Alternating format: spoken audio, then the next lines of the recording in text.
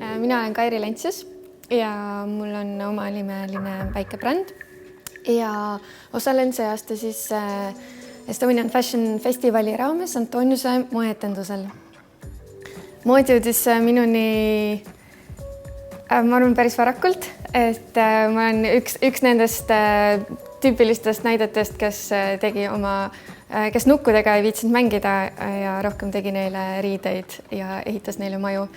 ja sisustas nende tubasid. ja olen osalenud ka legendaarsetel Tartu moekonkursil Moeke, siis kui ma olin juba 12-13. Nii et see jõudis juba päris ammu minuni, aga eks ma olen ikka nagu hellitanud vahepeal mõtteid, et võib-olla ma peaks hoopis sisearhitektuuri õppima minema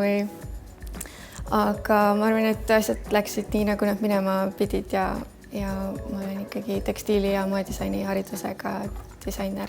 tänaseks. Ma arvan, et seda ei saagi päris kindlalt teada, et kas sinust või minust saab moedisainer.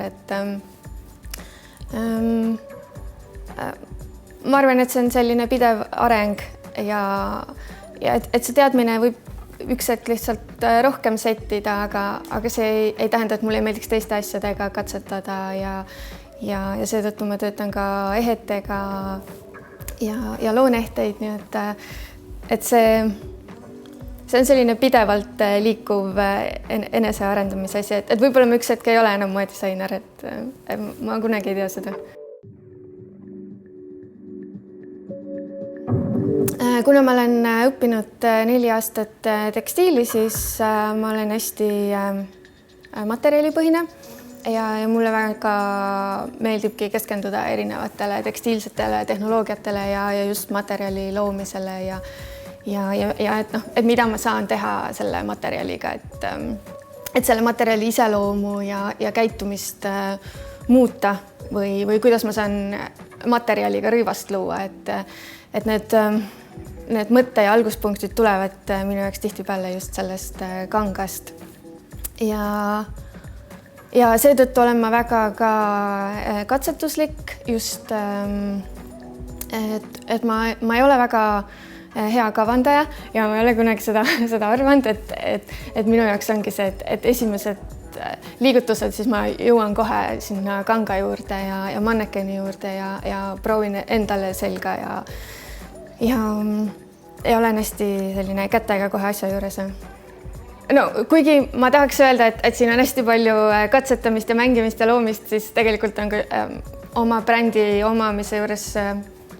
jube palju arvuti taga töötamist ja sellist igapäevast asjaajamist, aga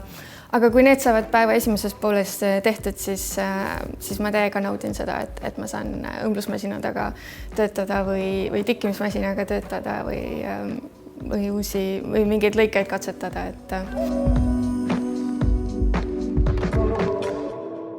Saab näha väga erinevaid katsetusi digitaalse tikkimisega, et just see tikkimismasin on olnud minu peamine töövahend ja ma katsetan seda nii pinnale mustrite loomise jaoks kui ka täitsa nagu kanga loomise eesmärgil ja tikandid sellel eesmärgil, et kuidas vormi luua materjalist siis mannekeni peale, et hästi palju tehnoloogilisi katsetusi ja jätkub ka koostöö Eesti Kaitseväega, mille materjale ma taaskasutan, et neile uut elu anda.